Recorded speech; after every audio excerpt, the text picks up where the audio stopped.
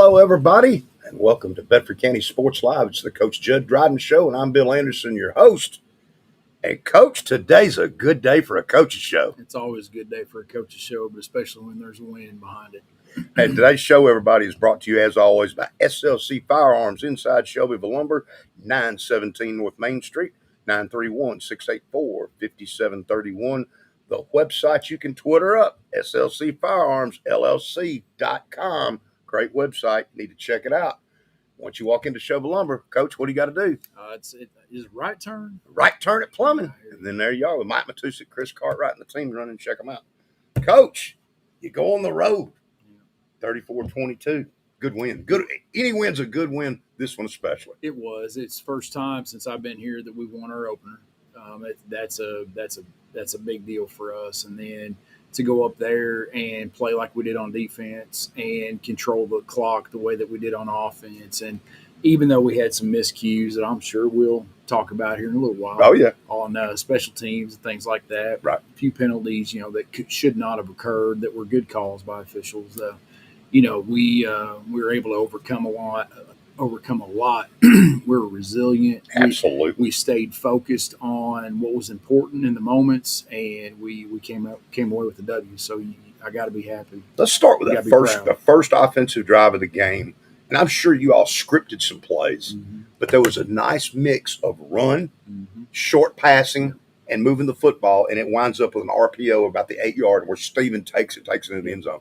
Was that drive totally scripted pretty much? For the most part, Coach Hunsaker does a phenomenal job at that. He's a top-notch offense coordinator, and we're blessed to have him. But yeah, most of it is scripted. I mean, there's some give and take in the script based on situational type stuff, but it's just a lot of what do we want to look at, what do we want to see, and verify and go.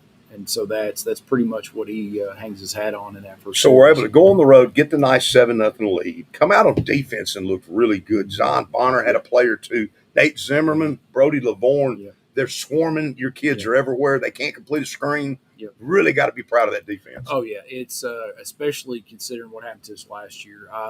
It's knowing in the first half they had next to nothing when it came to offensive yards. It's hats off to Trey Stewart, Stephon Ransom, Will Trice, Ryan Hornberger, those guys. Buck Curtis, his D line played phenomenally well. The nice thing about what Buck's done with the defensive line is he's taken what it took us two guys to do last year with Radon and Tarvis, and he uses a good mix of guys to make that happen. So that's been a huge plus for us. And so those guys had a great game plan. They did a phenomenal job. Our guys went out and executed that game plan, and we just played well, and it was fun to watch. And where you got to be proud of your kids. Adversity strikes here.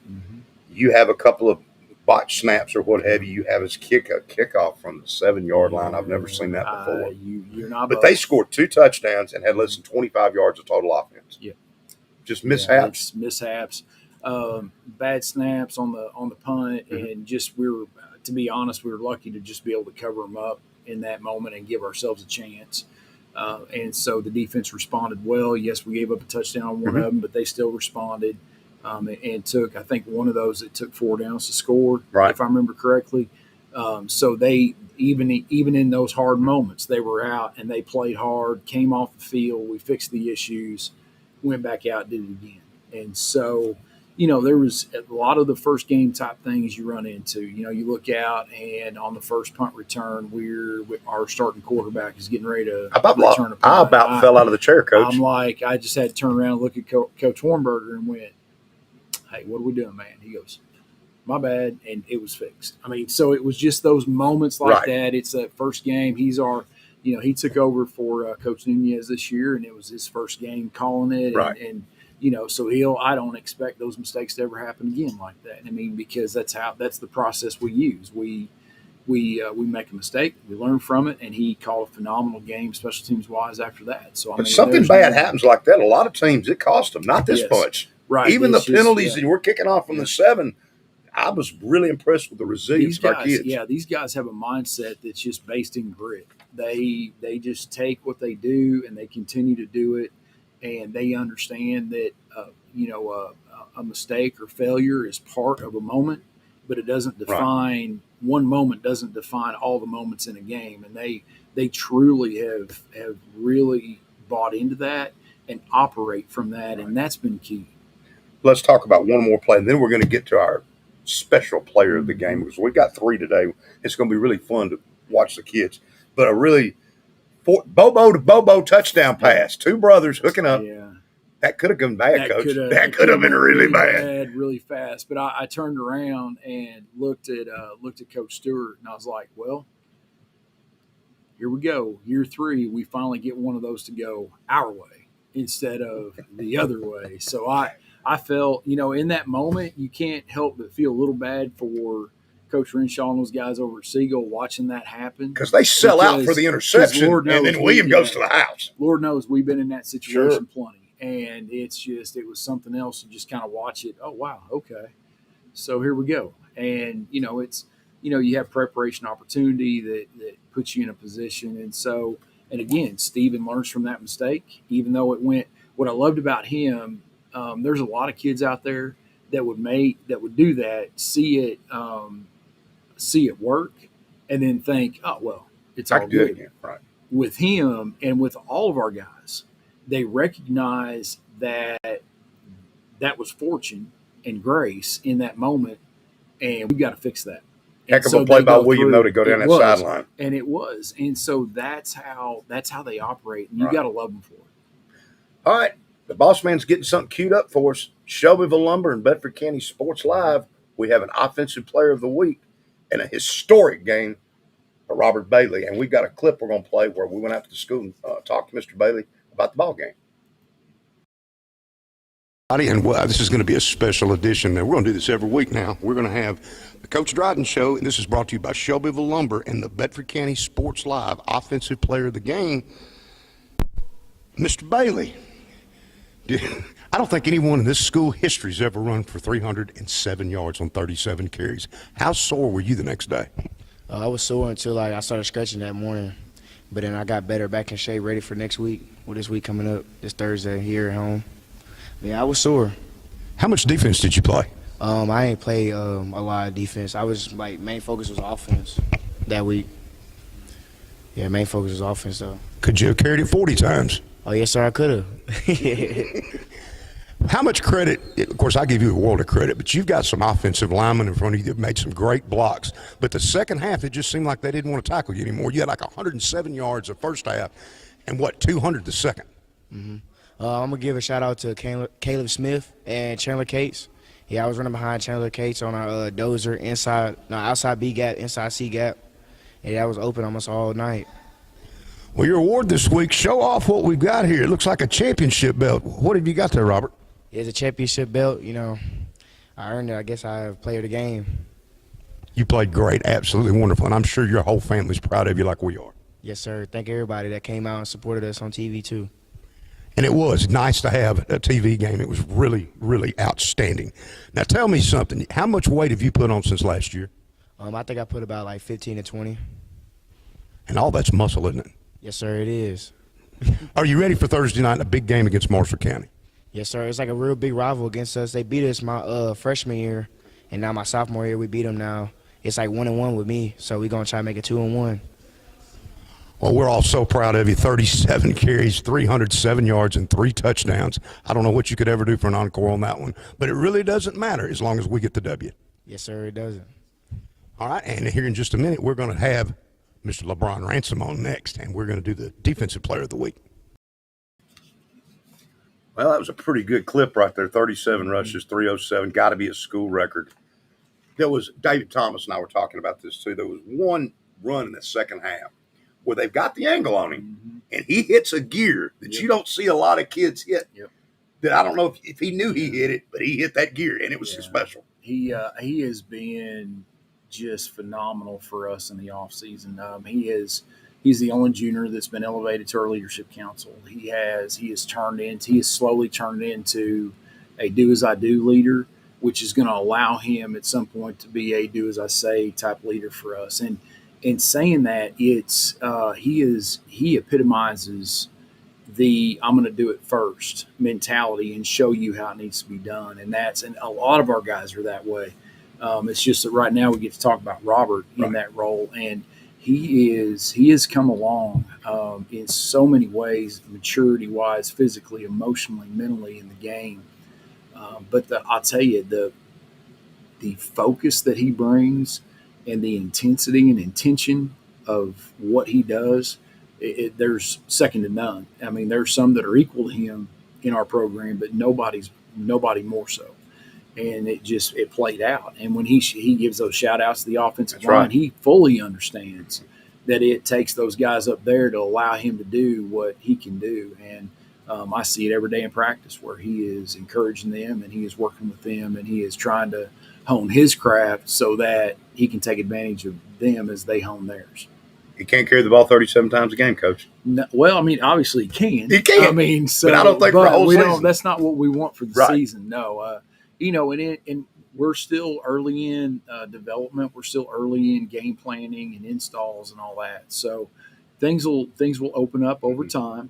We'll start to use Nate Zimmerman showed us some really good things at the end of the game. We're much more confident in him now. So there's going to be more guys that are involved, but he is for sure our bell cow. As people see the film, they see the big 307. You're going to start seeing the stack boxes. We both know it. 8, 9 man fronts. If I was doing it, that's what I would do. There's other ways we could get him the ball too. Pass game, screen, some other things too. Yep. Or we'll just have to take some shots deeper. We will, and we have guys. We have guys we can throw shots too. I mean, that's the beauty of it. You want to stack the box, well, we can go out over the top. You want to stack the box, we can get him out in. He's got a great set of hands on him. Obviously, he can accelerate. So I mean, there's just the quarterback can move. Yeah, the quarterback is mobile. I mean, he's a dual threat guy. So it places defense in constriction and constraint, and so we just have to be able to take advantage. All right. Again, our sponsor is SLC Firearms right here in Shelbyville, inside of Shelbyville Lumber. You go to Plumbing, you hang a right, and you're there, 917 North Main Street. They've got guns. They've got gunsmithing. They got all sorts of stuff. The website is slcfirearmsllc.com. Now we're going to talk a little bit about we're going to do a lineman of the week, and we've got a clip from this, and Coach and I are going to come back and talk about an offensive line that not just this one kid, but when you run some 307 and had, 400 yards rushing, all these boys did a heck of a job. Let's play the clip right here and have our lineman of the week. For the lineman of the week, and there used to be a number called 35, and that boy was a tight end, and I look up and I see somebody at left guard, 53, and playing great. What a game for you Thursday. Yes, sir. Thank you. It was a last-minute change. Happened about 2 weeks ago. Well, against Warren County, I was playing tackle because we had a couple guys out, but played guard, fill in for someone this week.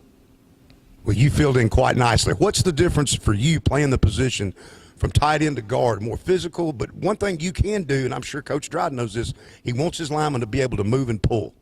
Yeah, at tight end, the guys, they're more scared of contact, I feel like, and more quick, but at guard, they're right there at you, so there's no moving from the contact, straight to it. Well, anytime your running back gets 37 carries for 307 yards, there was some boys up front making some holes, and you stood out to me in particular. Was there much pressure on you going into that game, going from tight end to guard, or was it just pretty seamless? It was pretty seamless to me. We have a really good system for our inside zone. It's about the same, so if we just follow our rules, everything works out pretty good. Who is your position coach? Coach Keeley. Is he hard on you? Yes, sir. He's very hard on us. Okay. What's the chain? Tell me the story. Chain? Well, it's actually a rope.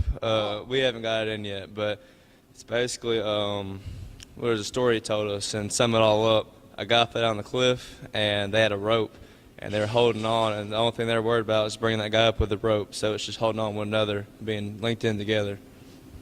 Teamwork, that's what offensive line play is all about, isn't it? Yes, sir, it is. This is your lineman of the week. We couldn't be more proud of him. It's a wonderful, wonderful game you had, and a big game coming up Thursday night against a cross-county rival in Marshall County. Are you looking forward to being at home? Yes, sir. It's going to be a little scrappy, but we're going to see what happens.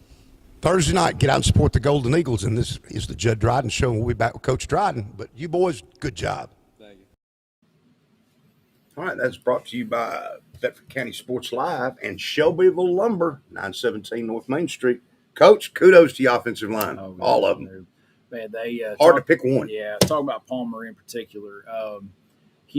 What he did in accepting the role, the change in roles. I mean, it's not often that a guy has a chance to carry a football or catch a pass that will move into a position that gets no glory. That is all based on doing stuff for other people. And he stepped in, like you said, against Warren County. He played tackle for us against. Then Thursday night, he steps into that role right next to Chandler Cates and plays lights out. I mean, they're moving people. I mean, they're like a bulldozer just over there on that side. And and he found, the crazy thing about it is you could see it on his face coming off the field. He found joy in being able to do that and watch those running backs and watch Steven run for those yards. I mean, you could see that he was truly enjoying himself and playing football. And it's great to watch. Another one of our guys is on our leadership council and has turned into a do as I do guy and a servant leader in that. And it's really, really neat to watch him grow in that role. And as well as on the defensive side, he had a great game. I believe he had 5 tackles, 1 tackle for loss.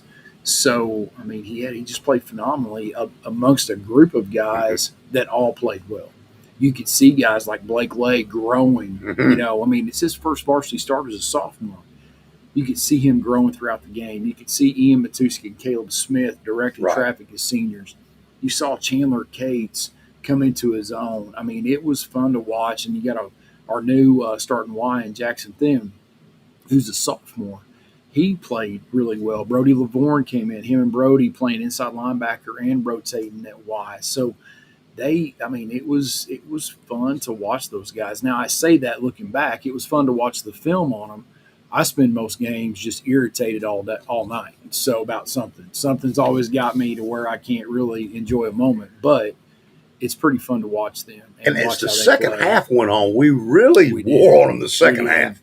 And that was kind of the, what we wanted to see. I can't say necessarily it was the game plan, right? But it's how we train, it's how we prepare, it's how we do everything, and it's that stay in the moment, do your job, stay in the moment, and continue to work.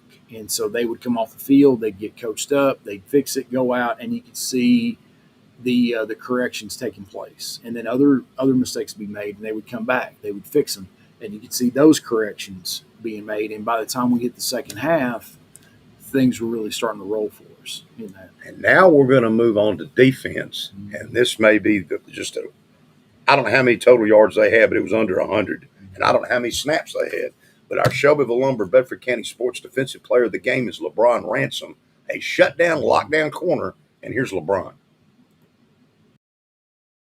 Next up, we got the Defensive Player of the Game from the big win against Siegel, and it's Mr. LeBron Ransom.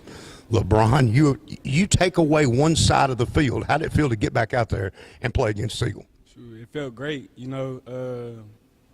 Wishing that they would have targeted me a little bit more, get more reps, but I should have took advantage of my opportunities that I had, but just know next week. LeBron, what have you got in your hand right there? Just a hammer. Shelbyville Central, we preach hammer, lay a hammer. Yeah, yes, sir. Offense and defense, what do you prefer to play? I like defense, but I feel like defense is more fun to me because they trying to score. We're the bad guy, we're the villain. I like being the villain.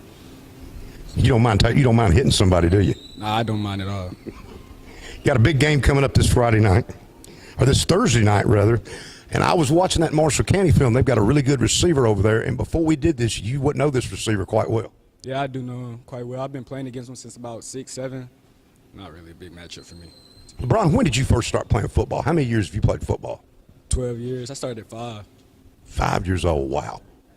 Well, it's a big game Thursday night. It's right here at home. Come out and see your Defensive Player of the Week, LeBron Ransom. And LeBron, you've gotten a little bigger in the offseason, hadn't you? Yeah, I did. I gained 20 pounds. I went from 133 to 158. So I'm still trying to gain. I'm trying to get to 165 by playoffs. So I'm going to get there. Now, the one thing I know you can do is run. How fast do you think you are? I think I'm pretty fast. I think I'm going to get way faster over the season when I start loosening up, get more confident. But, yeah, pretty fast. I think my 40 at the beginning of the year during all season was 4.5 flat or 4.49, one of them two. But yeah, I topped that at 23.4 miles per hour. So. Do you run some track as well as football? Yes, sir, I do run track. I went to state last year. I thought you did. Went to the state. Big game this Thursday night. Get out and support the Golden Eagles. Come see LeBron play. LeBron, we got to shut that guy down on Thursday night. He getting shut down for sure. Absolutely. LeBron, thanks for being with us. And next up will be our lineman. Coach, pretty good clip right there. LeBron Ransom. Can't say enough because he did. He took the side. He took one side of the field away, which allows your defense to concentrate on other things. Yeah, we matched game plan, had him matched up against their top receiver, and it showed all night. He had a great game. I mean, you can't say enough about this young man. He's on our leadership council. He is constantly coaching younger guys, and not just in the techniques that we teach. He's really good with understanding leverage and space on the field as a player. And he's constantly trying to get our younger guys to understand that. And it's amazing to watch him. I mean, I'll hire him. He goes to college, comes back. I'll hire him in a heartbeat to coach our secondary. I mean, he understands football. And when you match that with that kind of athleticism and that kind of want to, man, you've got a really good football player. Well, LeBron comes from a football family. I'll tell you that right now. That is the Ransoms are a football family. And he represents well. I mean, he's a phenomenal young man. Defensively, just such a great effort. Brody LaVorn, he was everywhere. He was, and he also directs everything as well. So up front, I mean, he's making all the calls. He's getting everybody set correctly. He's doing all those things, and still making plays. I mean, he is filled in really well for Logan McBee to the point where by the end of the season we may not really remember Logan McBee because it's going to be Brody LaVorn. He's taken Jackson Thiem under his wing a little bit and taught him some of those things at will, and he's constantly working with the defensive line. So he's another guy. Nate Zimmerman. Yeah, he's another guy. I mean, and those sophomores. I mean, that sophomore class has multiple athletes in it. I mean, and so Nate Zimmerman's got a motor that doesn't stop. You've got him out there doing that. You've got Steven, of course, playing safety and quarterback. You've got two offensive linemen starting that are sophomores. I mean, that class has a lot of guys playing a lot of good football. Jay Whitelow is another one that's coming along well. So, and he's a bigger player, especially for the South Side line or receiver that can go get it. Because I know Steven and him hooked up a lot in junior high. He could really go get it. So that class it's a good class, and it's a good complementary class for where we're at right now. Another guy to me that stands out, Coach, and I think while LeBron was out, is Maddox Wright. Yes. He's a little gem that just showed up here in the defense. Defensively, he has come into his own. Right. We did 7-on-7. We were light on corners. LeBron had been out with a strained hamstring, and we were just trying to figure out, okay, who can play corner. And so all right, Maddox, let's give you some reps over there. And at first he looked a little uncomfortable, but then as he started figuring it out and was studying film, the kid is he's a film junkie. He's constantly wanting to be better and doing stuff. And man, he has really and truly. He's got a whole lot better. He plays taller and faster than he is, and that's pretty neat to see. All right, we're going to hear from our sponsor again. It is SLC Firearms. We all know where it's at, 917 North Main Street, 931-684-5731 inside of Shelbyville Lumber. They've got a great website, great products. If they don't have what you want, they'll get it pretty quick. And if you run in there, you go to the plumbing, you hang a right. And if you get really lucky, Coach, there's a legendary figure that sometimes is there, and you'll be really lucky to catch him. You remember who that guy is? I remember who he is, but I've never laid eyes on the man in there. So. It would be our good friend Ricky Epperson, and he always enjoys a shout-out from Bill Anderson and Coach Dryden. I know he appreciates it. I'm sure he does. All right, Coach, we've got a game Thursday night. What we got going on? We got some food trucks lined up. David, I want to eat. It's Food Truck Thursday instead of Friday. Our Booster Club ladies have been great with this, and there's going to be plenty there. And plenty of food, plenty of things going on. I heard a rumor about a tailgate. What's going on there? The students are having a big tailgate. Some of the parking spots were purchased as tailgate spots, so that's all going to be going on. So we're trying to expand our pregame festivities and such. But most importantly, this game, with it being our first home game on a Thursday, celebrates Bedford County Training School. and their history and everything they've done. Last year, we recognized Coach Claiborne and everything he's done for to get the word out about Bedford County Training School and do all those things. Working with the school system here for so long and playing and all that. And we're going to recognize another player from the Harris Bedford County Training School era on Thursday night. We're excited to see that. We'll have the last number I got was about 30 guests that are either former players or relatives or that have come in. So it warms my heart and makes my heart happy to be able to go out there and meet and talk to those. I mean, it's so cool to have Coach Claiborne come in the office and just story after story. I mean, it's amazing, and there's so much rich history here. There's so many great things that have happened in Shelbyville, and it's just such an amazing thing to be a part of something like that. Absolutely.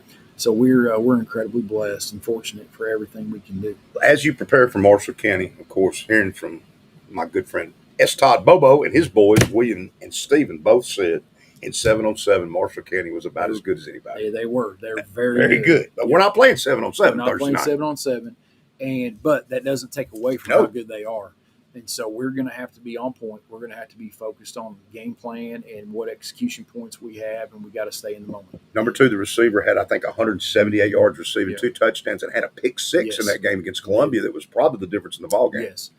Great player, just along with multiple other players they have. So anytime you can go athlete for athlete against Columbia Central, you've got some athletes. And so anytime you got athletes, you're dangerous.